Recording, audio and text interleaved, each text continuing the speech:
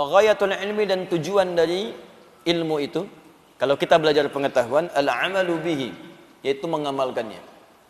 Dimohon izin, kemarin saya tegaskan, ilmu dengan amal nggak bisa dipisahkan.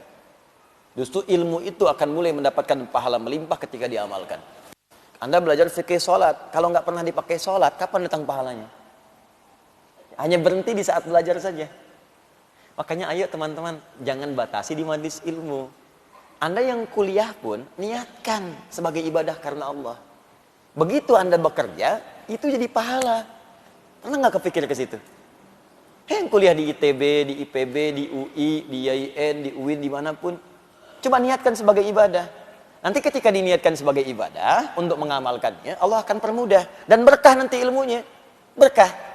Jangan dikira itu mendapatkan ilmu, hanya ilmu agama saja. Tidak, ilmu umum juga kalau diniatkan untuk kemudian berkhidmat kepada Allah, untuk ibadah, nanti akan ada manfaatnya. Masuk ITB, pengen jadi insinyur, masuk jurusan arsitektur, keluar dari situ bisa desain masjid, desain hotel dengan musolanya, sipilnya bikin jalan. Begitu diniatkan sebagai ibadah, berapa banyak orang lewat untuk umroh di situ. Ini jalan ini aja, berapa banyak orang lewat untuk sholat ke Al-Azhar. Subuh ini aja, berapa banyak lewat situ. Berapa banyak yang pakai keran di situ untuk wudhu. Berapa banyak yang ke toilet. Anda bayangkan, kalau cuma ngejar dunia, nggak akan dapat tuh pahala akhirat. Tapi kalau ilmu Anda dipakai untuk berniat ibadah kepada Allah, Anda bikin kemudian desain kerannya, Anda bikin jalannya, Anda bikin bagian tempat wudhu dengan toiletnya. Begitu dipakai, dunianya dapat. Dunia diberikan panjar duluan. Pahala akhiratnya, setiap yang wudhu, Anda dapat pahalanya. Setiap yang lewat, Anda dapat pahalanya. Dan saat belajar itu demikian, Allah akan berikan kemudahan. Makanya ilmunya berkah. Coba lihat orang-orang dulu itu. Yang makannya Masya Allah, kadang-kadang sekedar singkong.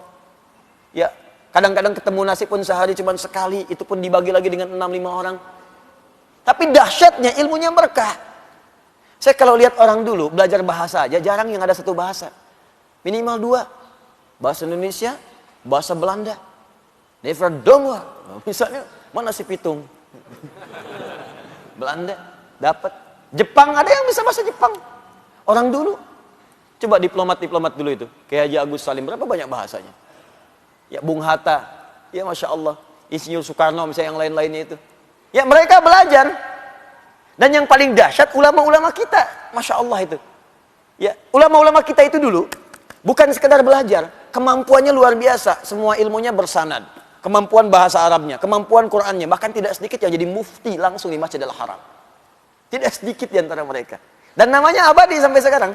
Bahkan murid-muridnya mengajar lagi. Syekh Yasin Al-Fadani. Berapa banyak muridnya sekarang mengajar? Syekh Ahmad Khatib Al-Minangkabawi. Berapa banyak muridnya punya manfaat sekarang?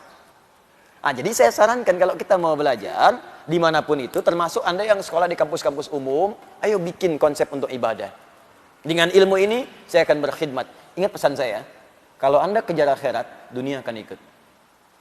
Tapi kalau Anda kejar dunia, akhirat akan meninggalkan Anda. Kita kesini untuk ibadah. Sholat, taklim. Dunia ikut. Begitu selesai, ada kopi, ada sarapan, ada pisang. Dunia tuh. Tapi kalau kesini coba nyari pisang, akan dapat. Udah akhirat gak dapat, pisang gak kebagian. Oh, paling gak enak tuh. Akhirnya bikin status, ternyata di Al-Azhar nggak ada pisang. Ente kesini mau cari pisang, mau cari ilmu. Jadi kalau kita nyari akhirat tuh ikut dunia semua. Saya sering katakan begini, rezeki itu udah diatur. Surga kita yang belum jelas. Dunia itu nggak usah capek lah. Ya, yang capek pada dunia, dia belum paham dunia. Makanya pelajari ilmunya supaya nggak susah. Ini di rumah tangga ribut karena nggak pelajari ilmunya. Jadi nggak selesai-selesai. Padahal kadang-kadang cuma beres dengan senyuman aja, tapi kadang nggak beres-beres. Kenapa? Karena ilmunya nggak dipelajari. Di bagian pertama, ghayatul ilmi al-amalu bihi. Ya, jadi mohon izin, orang yang belajar itu tujuannya untuk diamalkan.